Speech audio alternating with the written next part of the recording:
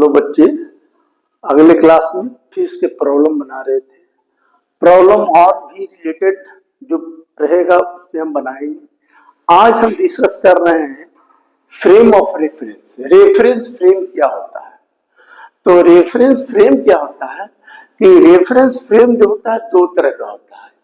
एक होता है इनर्शियल फ्रेम ऑफ रेफरेंस और एक होता है non inertial frame of reference. Reference frame का मतलब होता है indicated by the coordinate system. कोई भी चीज को अगर कोऑर्डिनेट सिस्टम से इंडिकेट करते हैं तो उसको बोलते हैं रेफरेंस फ्रेम। अच्छा, non inertial frame of reference क्या होता है? वैसा frame, those frame in which the Newton's law obey. अगर न्यूटन्स लॉ को ओबे करता है तो that is a inertial frame of reference, or those frame which do not obey the Newton's law, that is a non-inertial frame. तो Newton's law में आप जानते हैं कि जितने भी मतलब फ्रेम से related on the surface of earth पर होता है that is a inertial frame of reference, और जहां एक्सेलरेटेड बॉडी रहेगा वहां non inertial frame of reference होता है। हम बोले कि इट ओबे न्यूटन्स लॉ, न्यूटन्स लॉ को ओबे करता है, फॉलो करता है। ओबे ए नहीं फॉलो करता है। इसका मतलब है कि if force equal to zero, अगर फोर्स जीरो है तो एक्सेलरेशन भी जीरो होगा। लेकिन if force is zero, it is not necessary कि acceleration भी जीरो होगा। एक्सेलरेशन इट में भी हो सकता है, भी नहीं भी हो सकता है। तो हम कहते हैं कि इनर्शियल फ्रेम ऑफ रेफरेंस जिसमें न्यूटन्स लॉ ओबे करता है, जिसमें नहीं करता है। अच्छा, कोई भी चीज को जैसे मान लो कि दो फ्रेम ऑफ रेफरेंस है, इसमें क्या होता है कि नॉन एक्सेलरेटेड बॉडी है, इसलिए इसमें सूडो फोर्स यूज होता है। सूडो फोर्स इसी में यूज होता है। सूडो फोर्स का मतलब क्या होता है? False force, imaginary force, only assume. तो जैसे ये फ्रेम है, रेफरेंस है, एस फ्रेम है, तो इसका कोऑर्डिनेट जब भी होगा तो एक्स वाई जेड होगा। मतलब फ्रेम ऑफ रेफरेंस को इंडिकेट करते हैं हम कोऑर्डिनेट सिस्टम से। ऐसा आता है कि इसमें न्यूटन्स लॉ को ओबे करता है, इसमें न्यूटन्स लॉ ओबे नहीं करता है। अब इसी से कंसर्निंग तुमको ये तो फ्रेम ऑफ रेफरेंस का थोड़ा आइडिया दे दिए। अब आता है क्या कि देखिए, आपने पढ़े हैं न्यूटन्स लॉ वगैरह, तो न्यूटन्स लॉ पढ़े हैं, तो न्यूटन्स लॉ में तीन लॉ है। हल्का आइडिया हम दे देते हैं, थोड़ा ब्रीफ आइडिया देते हैं न्यूटन्स लॉ ऑफ मोशन के बारे में। तो न्यूटन्स लॉ ऑफ मोशन में होता है, पहला लॉ है कि every body continue in state और uniform motion until unless it is compelled by some force, यानी इनर्शिया पर निर्भर करता है। तो इनर्शिया क्या होता है? तो देखिए, इनर्शिया जो होता है टोटली डिपेंड्स अपॉन दी मास होता है, मास से रिलेटेड होता है। ज्यादा बड़ा मास रहेगा तो उसको ज्यादा फोर्स लगेगा, कम मास रहेगा तो इनर्शिया होता है। फर्स्ट लॉ ऑफ मोशन है। लेकिन second law of motion use होता है। तो सेकंड लॉ ऑफ मोशन कहता है क्या? देखिए, सेकंड लॉ ऑफ मोशन कहता है कि rate of change of momentum is directly proportional to impressed force. The rate of change of momentum, तो हम आपको फिजिक्स में लिखने के लिए बताए थे कि रेट ऑफ चेंज को डी बाई डी टी लिखते हैं। The rate of change of momentum, momentum को पी कर दिए, rate of change of momentum is directly proportional to impressed force. ठीक है, फोर्स। अब देखिए, हम P बराबर क्या जानते हैं? मोमेंटम क्या होता है? तो याद रखिएगा कि P को कहते हैं मोमेंटम। मोमेंटम बराबर होता है मास इनटू वेलोसिटी। ठीक है, तो A बराबर क्या हो गया एम भी, ठीक है, एम भी। अब यहां लिख दीजिए D by d T, P बराबर लिख दिए एम भी। इसको हटाने के लिए कांस्टेंट दे दिए के एफ, ठीक है। एम क्या है, कांस्टेंट टर्म है, ये कभी नहीं बदलता है, तो कांस्टेंट टर्म को डिफरेंशिएशन नहीं होता है, इसको बाहर निकाल लेते हैं। तो बाहर निकालिए, एम बराबर क्या होगा डीवी बाई डी टी बराबर हो गया के इंटू एफ। हम बताए थे आपको कि ए बराबर डीवी बाई डी टी को हम लोग बोलते हैं एक्सेलरेशन। तो ये क्या हो गया एम ए बराबर के एफ। के का वैल्यू अगर मान लो इफ एम बराबर 1 kg मान लिए, ए बराबर 1 मीटर पर सेकंड स्क्वायर मान लिए, ए बराबर 1 न्यूटन मान लिए, तो के बराबर क्या हो जाएगा 1, तो के का वैल्यू 1 कर देंगे तो एफ बराबर क्या होगा एम में। तो यही है आपका सेकंड लॉ ऑफ मोशन, माने rate of change of momentum directly proportional to impress force. अब देखिए याद रखिए मोमेंटम का मतलब हो गया product of mass into velocity. इसका यूनिट पूछेगा तो इसका केजी और इसका मीटर पर सेकंड, तो ई हो गया। अब सेकंड लॉ हो गया। अब इसी में आता है क्या, देखिए मोमेंटम बता दी। अब मान लिया आगे इंपल्स, तो इंपल्स किस पर सेकंड, तो ई हो गया। अब सेकंड लॉ हो गया। अब इसी में आता है क्या, देखिए मोमेंटम बता दी। अब मान लिया आगे इंपल्स, तो इंपल्स किसको कहते हैं, ये सब छोटा छोटा चीजें। तो देखिए इंपल्स क्या होता है, इंपल्स इंपल्स, तो देखिए इंपल्स क्या होता है, इंपल्स क्या होता है, तो कहता है कि whenever a large force act for a very short duration of time, माने कहीं पर फोर्स लगा very short duration of time, practically it was not possible to measure the force and time, ना फोर्स मेजर कर सकते हो ना time, and such forces को हम लोग बोलते हैं इंपल्स। यानी इंपल्स बराबर क्या हो जाएगा F into T, force into time. इसका मतलब हो गया कि फोर्स जो होगा वो इनवर्सली प्रोपोर्शनल टू टी। क्यों, क्योंकि फोर्स बढ़ेगा तो टाइम घटेगा, टाइम बढ़ेगा तो फोर्स घटेगा। इसलिए कभी कभी क्वेश्चन में आता है कि क्रिकेटर जो है अपने हाथ को पीछे क्यों कर लेता है, तो पीछे हाथ करने का मतलब टाइम बढ़ाता है, तो टाइम बढ़ाएगा तो फोर्स कम लगेगा, चोट कम लगेगा, तो इंपल्स के चलते होता है। अब इंपल्स होता है क्या, तो बताइएगा, it is a product of force into time. Force बराबर क्या होता है, तो फोर्स बराबर एम में, बगल में टी। ए बराबर क्या होता है एक्सेलरेशन, मान लिए देखिए मान लिए एम मास था, इसका इनिशियल वेलोसिटी यू है, मान ली इस पर फोर्स लगा है, मतलब टी सेकंड के बाद मास तो चेंज नहीं होता है लेकिन वेलोसिटी चेंज हो गया, समझे।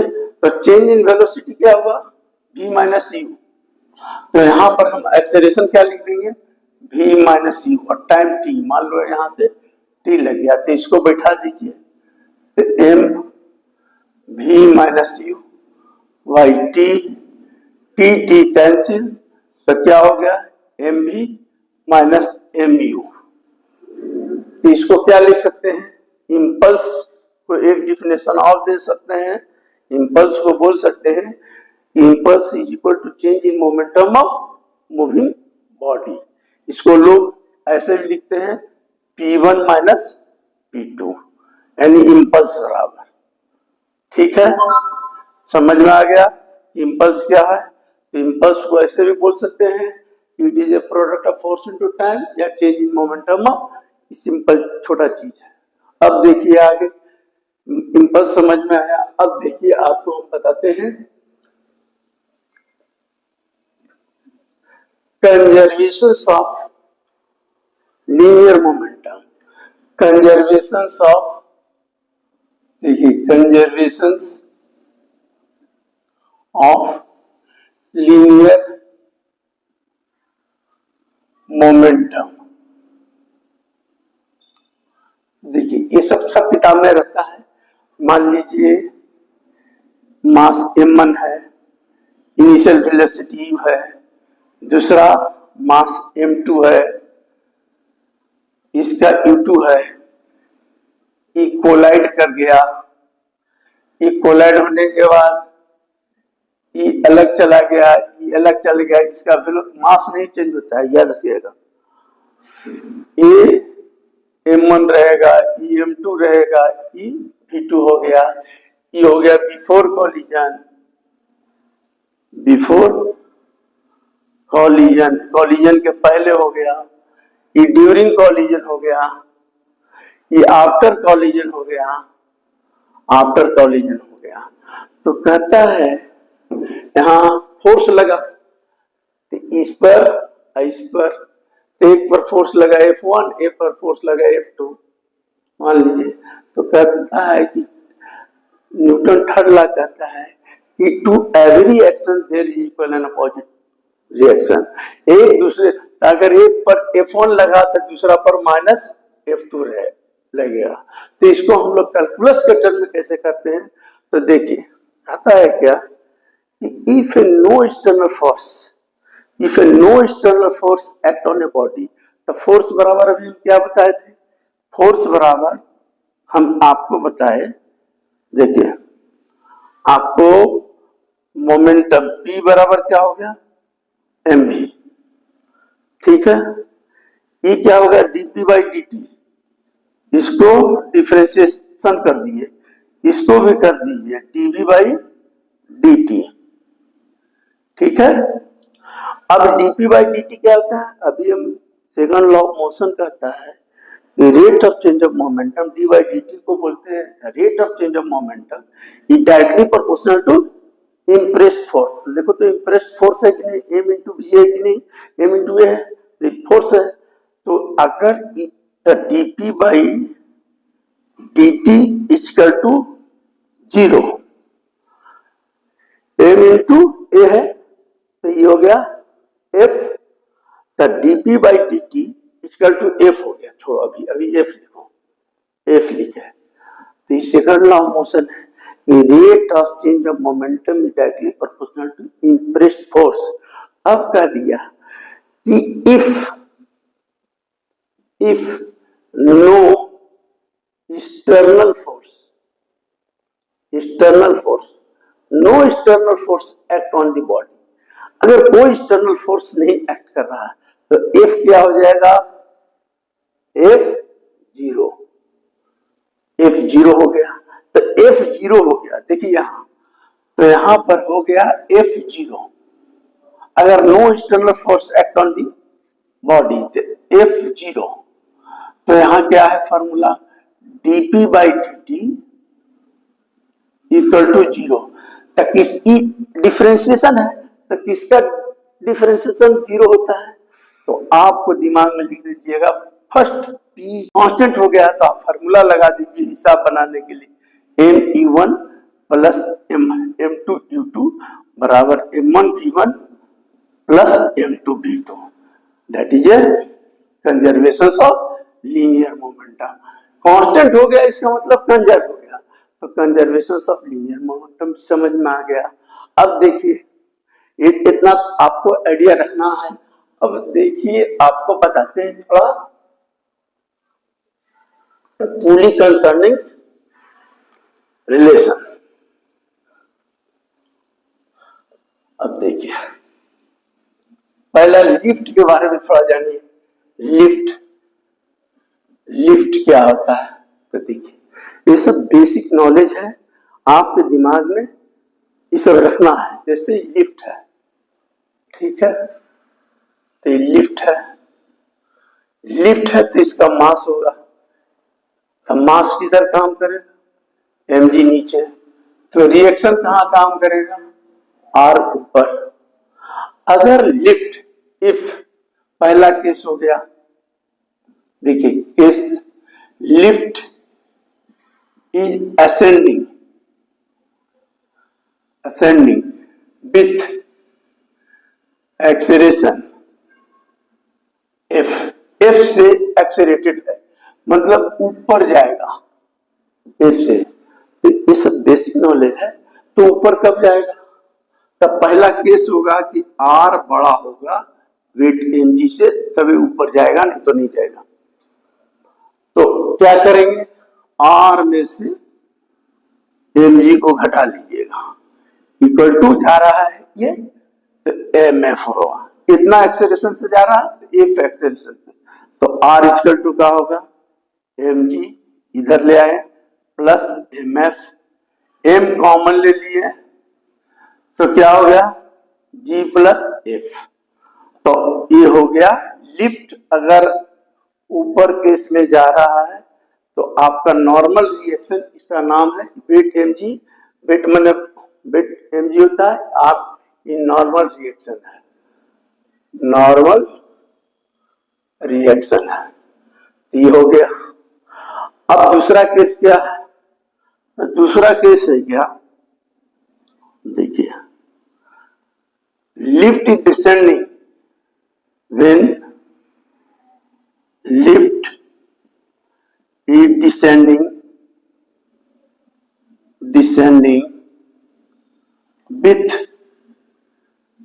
with acceleration f से उतर रहा है। तो उतरेगा क्या? तो उस केस में क्या होगा, याद रखिएगा, उस केस में क्या होगा कि mg बड़ा होगा r से, h2। e जब बड़ा रहेगा इससे तब नीचे आएगा, अगर e ज्यादा बड़ा रहेगा तो नहीं। तो क्या करेंगे, mg में से r घटा दीजिए, नीचे आ रहा है mf, इसको इधर ले जाइए तो m कॉमन, g इधर आ जाएगा, f बराबर r। नीचे के केस में a आ गया। तीसरा केस है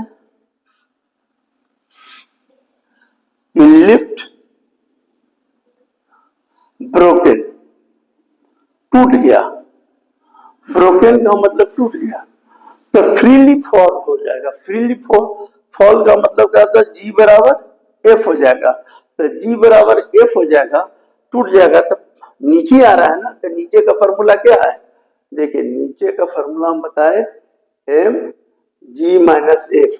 और जब जी बराबर एफ हो जाएगा तो क्या हो जाएगा, एम दोनों बराबर हो जाएगा तो जीरो, तो रिएक्शन जीरो, माने टूट जाएगा।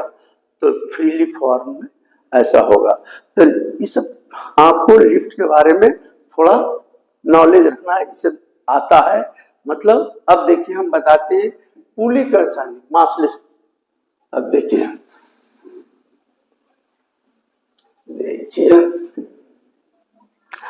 बंद करो फिर से। आपको पुली से रिलेटेड मासलेस टेस्टिंग के लिए टेंशन एक्सेलरेशन निकालने के लिए बताते हैं। इसे छोटा छोटा चीज है, जैसे पुली है,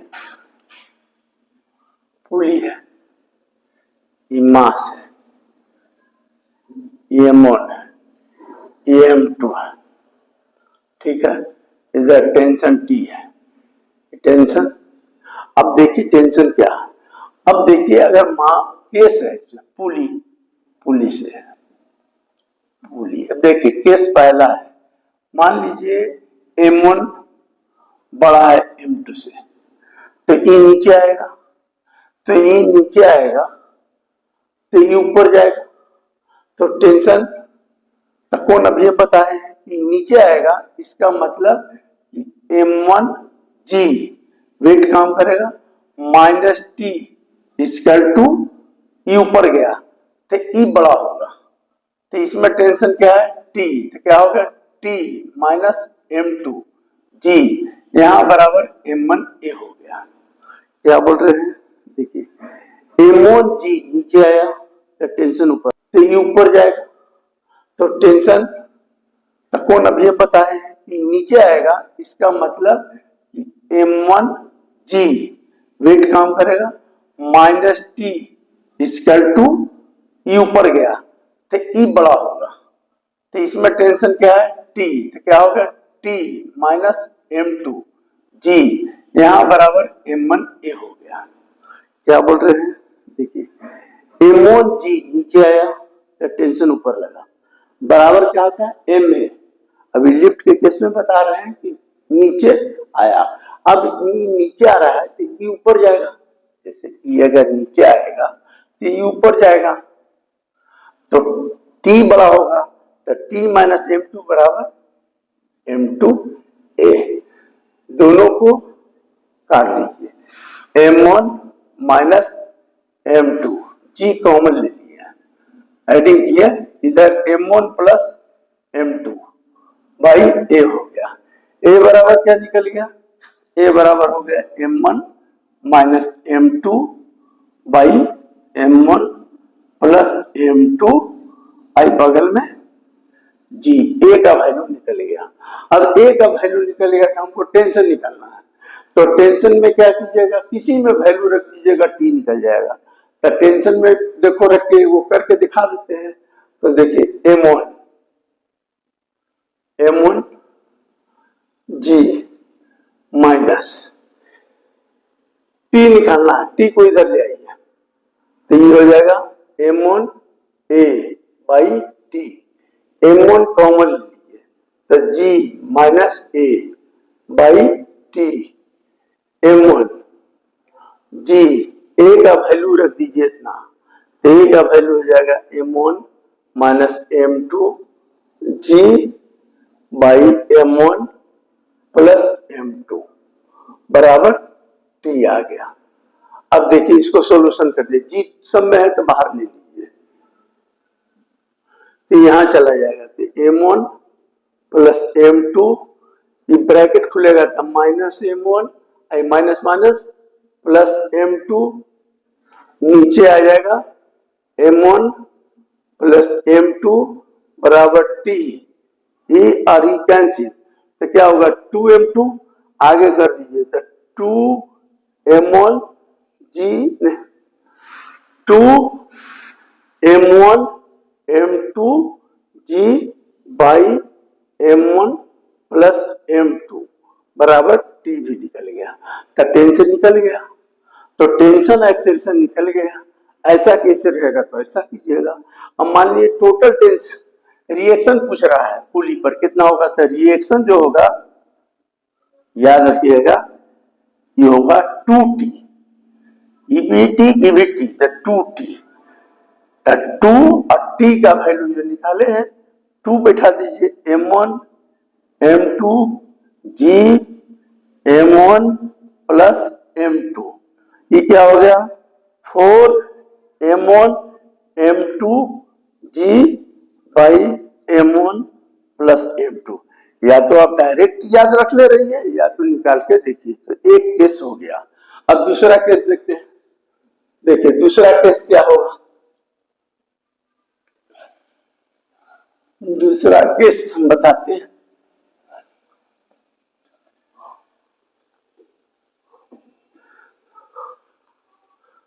अब दूसरा केस ऐसा है,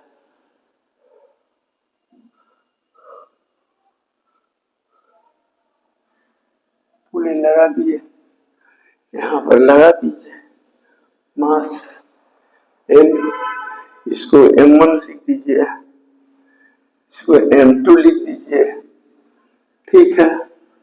अब बताइए कि M2 है वहीं भी रखा हुआ रहेगा, तो आपको हम पहले बता दिए हैं कि ऐसे रखा हुआ रहेगा तो वेट नीचे Mg और नॉर्मल रिएक्शन R, दिमाग में रखिएगा। अब देखिए आप इसका रिएक्शन R T टेंशन लगेगा ऊपर, अब इसको खींचोगे तो जैसे इसको खींचे तो टेंशन कहां लगेगा, इधर खिंचाएगा। अगर मान लीजिए कोई फोर्स दिया हुआ है, मान लीजिए फोर्स दिया हुआ है इधर, तो ये फोर्स इधर लगेगा, हो सकता है कि फ्रिक्शन जोड़ दे, तो फ्रिक्शन भी जोड़ दे सकते हैं। तो पहले हम नॉर्मल केस में लिखते हैं, तो देखिए ये नीचे है तो ये दिमाग में रखिएगा M2G हो गया, ये नॉर्मल रिएक्शन R हो गया। अब देखिए कि ये नीचे आ रहा है, मान लीजिए नीचे आ रहा है और इसमें केस दे दिया देखिए केस मान लीजिए दिया कि M1 बड़ा है M2 से, तो नीचे नीचे आएगा पुली के थ्रू, तो नीचे आएगा तो क्या करेंगे, अभी हम बताए M1 G minus T equal to M1 a, मान लिया एक्सेलरेशन ए से आ रहा है, ठीक है। अब ई नीचे आ रहा है तो ई भी इधर आएगा तो क्या होगा, मान लिया ब्लॉक आ रहा था टी, तो ई टी है, तो ई इधर आ रहा है तो क्या लिखेंगे, T minus M2 M2 M2 G equal to M2 a, फिर जोड़ देंगे तो क्या होगा, कट जाएगा M1 minus M2 G equal to M1 plus M2 a निकल जाएगा इस केस में M1 प्लस M2 G, फिर वैल्यू रख दोगे तो टी निकल जाएगा। अब कोई कह दे कि नहीं इधर फिक्स नहीं, कॉमन ले लिए mg, तो sine theta minus mu cos theta equal to क्या होगा, एम ए, कट गया, acceleration in the downward direction में कोई भी इंक्लाइन पर प्लेन पर रहेगा जहां कोफिशिएंट ऑफ फ्रिक्शन भी यूज होगा तो ये फॉर्मूला होगा। आपके केस में ऊपर जाएगा तो ऊपर कब जाएगा, तो F देखिए F बड़ा होगा mg साइन थीटा से, याद रखिएगा F जब बड़ा होगा mg साइन थीटा से तब ऊपर जाएगा, और जब ऊपर जाएगा तो इसका रिक्वायर्ड फोर्स जो होगा, याद रखिएगा रिक्वायर्ड फोर्स जो होगा ऊपर ले जाने का वो क्या होगा, mg sine theta plus F दोनों होगा, mg sine theta plus F बराबर mu R, mg sine theta plus mu R बराबर mg cos theta, mg common ले लो तो sine theta plus mu cos theta, तो ये हो गया required force in the upward direction, तो ये हो गया। अब इसमें बहुत मनी केस है तो हम केस डिस्कस करते जाएंगे प्रॉब्लम में, मतलब हम जैसे जैसे प्रॉब्लम बताएंगे ना तो आपको ज्यादा साफ होगा। इसे तो एक रफ आइडिया हर किताब में रहता है। अभी देखिए एक चीज आता है, देखिए इसी में समझ लीजिए तो फिर हम प्रोजेक्टाइल बताते हैं। देखिए इसमें समझिए क्या कहता है, क्वेश्चन आता है कि why it is easier than pull than push, why it is easier pull than push। अब जैसे देखिए हम सिर्फ बताते हैं कि बॉडी है, मान लीजिए ये बॉडी है, पुल कर, ये क्या कर रहा है, पुल कर रहा है, तो फट से ये बॉडी है इसको खींच रहा है, तो हम बताएं क्या, फट से फिजिक्स लगा दीजिए, ये mg नीचे काम करेगा सर, रिएक्शन ऊपर काम करेगा, अब खींच रहा है क्या चीज, पी से, तो जिधर एंगल होगा खींचेगा तो ई क्या हो जाएगा, पी कॉस थीटा, ठीक है, पी कॉस थीटा। अब इसको इधर रिजॉल्व करेंगे तो क्या होगा, पी साइन थीटा, तो इसी को न खींचना है, एम को न खींचना है, तो देखिए एम को खींचना है तो खींचने के लिए इसको ऊपर में कितना फोर्स लग रहा है, तो R plus P sine theta equal to mg, यानी mg को बैलेंस करने के लिए दो फोर्स लग रहा है। तो क्वेश्चन में है क्या, तो why it is easier to pull than push, तो पुल करने में कि पुश करने में, पुल करने में कितना फोर्स लग रहा है, दो फोर्स लग रहा है, तो आसान होगा। अब देखिए पुश करते हैं तो पुश करने में क्या होता है, यहाँ पर दो फोर्स लग के mg को खींच रहा है, इसलिए आसान है। अब देखिए, अब क्या किया बच्चा, वेट एम जी, एम है, नॉर्मल रिएक्शन आर। अब क्या किया, पुश कर रहा है मतलब ऐसे, अब पुल का मतलब इधर लगा, इस पर लगाया, तो इसको जब लगाएगा तो इसको आगे ले आओ, आगे ले आओ। तो तुम जानते हो कि ये एंगल थीटा था, तो ये एंगल क्या होगा, थीटा, वर्टिकली अपोजिट एंगल होता है ना, तो ये थीटा। अब ये फोर्स इधर हो गया, जिधर एंगल रहता है उधर क्या हो गया, पी कॉस थीटा, और ठीक अपोजिट क्या हो गया, P sine theta. Normal reaction आप, तो आर बराबर क्या हो गया, m g plus P sine theta. अब बताओ कि नीचे लटक गया, लटका हुआ में दो फोर्स है, m g plus P sine theta, तो फोर्स दो लग गया, आ गया, और रिएक्शन एक ही है। और इस केस में क्या है कि आर, आर तो ये था, इसमें एक मदद करने के लिए कोई फोर्स लग गया रिजॉल्व पर, इसलिए हल्का है।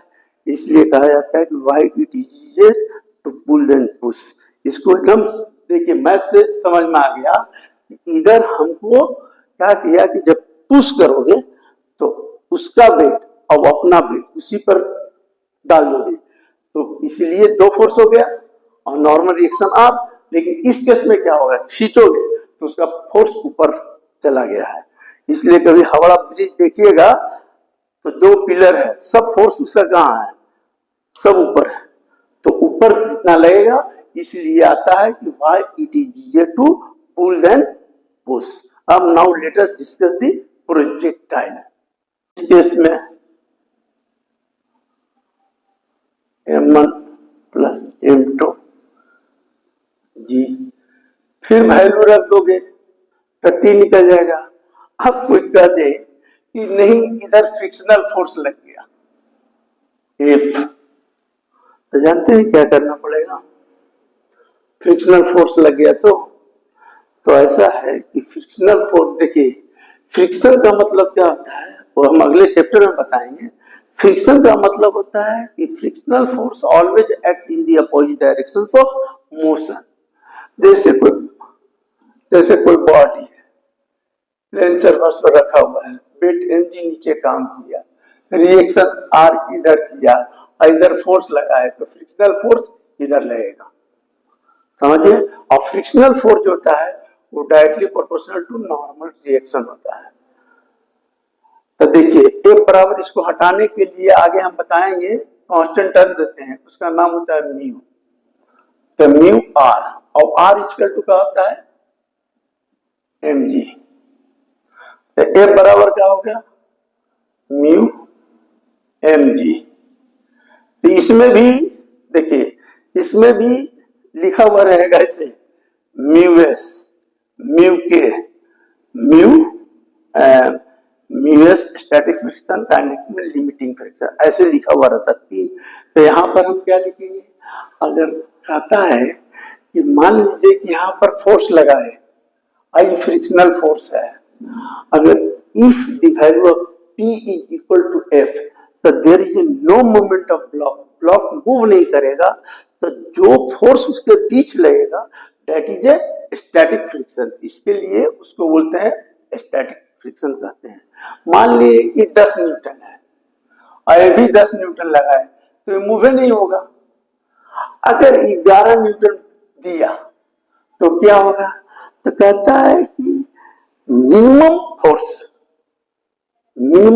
Force required to displace the block that is a limiting friction, जिस पर मूव करके उसको लिमिटिंग फ्रिक्शन कहते हैं, ठीक है, एल कहते हैं।